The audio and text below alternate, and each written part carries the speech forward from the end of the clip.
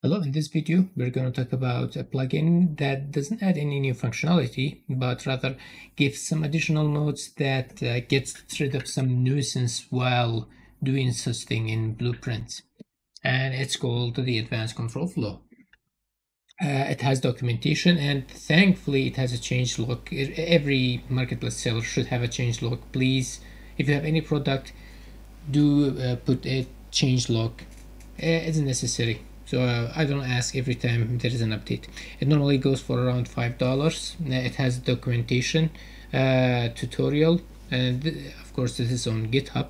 You can see that it has a tutorial, and actually it's more than enough, to be honest. But I just wanted to make a video, so there is. This is the example project, I guess. And there is actually a free version, but that only have up to like 3 conditional pins. Anyways, when you go into the plugins to enable, you have to first enable it. I already have it, and already on the screen. And this is the version I'm currently reviewing at 1.2.0. At the moment I don't think it supports 5.2 yet, but I think it should be a trivial update. Now to add the node, you just search for it. It has multi-branch, select, and multi-conditional sequence, and you can add as many pins as you want. I've set up an example of how it works. Basically, it's about something that you would find in RPG, like getting stunned, poisoned, or buffed, or you're just normal. First of all, it has these condition pins. Each of them corresponds to the pin and the number that it's attached to. So and it goes from like a top hierarchical tree. So the first condition is the one that gets executed first.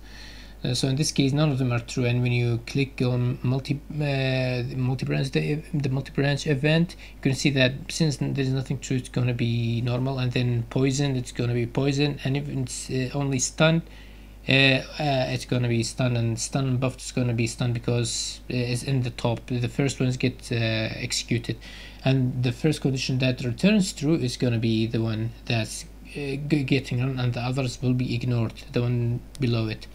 And if there is none of the conditions are true, the default pin is gonna be executed, and you have to be careful about that. So I made that, and so that condition only activates when the person is like poisoned and slowed, but you have to make that at the top, at least above the 2 conditions that it's made of, or otherwise it will never run.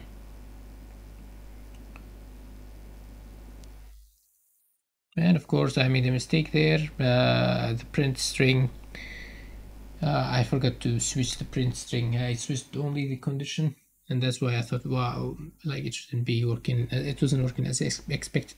This is how you normally would do it traditionally in the editor. You have to like put multiple branches. Now you have the conditional sequence. Basically it's that's how you would do it in the editor, and this is how it's set up with this node. So every node is going to be executed. However, if the condition is true, it's going to run that and then goes to the next pin. If it's false, it's still going to the next pin, but it won't run that one. So if you put all of them, like all of them will run. If you put the ones that are true, those are going to be activated, and then it goes to the next sequence, and that's the name. And then we have the multi conditional select. Now this is a bit more tricky to get it working in the editor with the vanilla setting.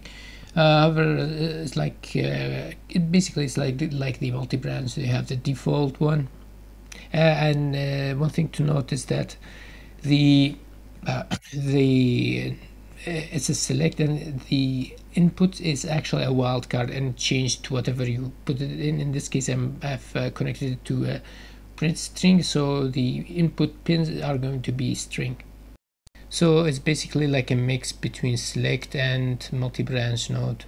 And if you think about the terrible example about the poisoning and RPG stuff, normally you are better off doing it the gameplay tags, but this is for demonstration purpose only. That's it.